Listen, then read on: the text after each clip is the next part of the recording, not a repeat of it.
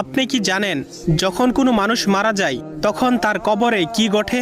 মানুষ মারা যাওয়ার পর যখন তাকে দাফন করে সকলে চলে যায় তখন মৃত ব্যক্তি তাদের পায়ের আওয়াজ শুনতে পায়।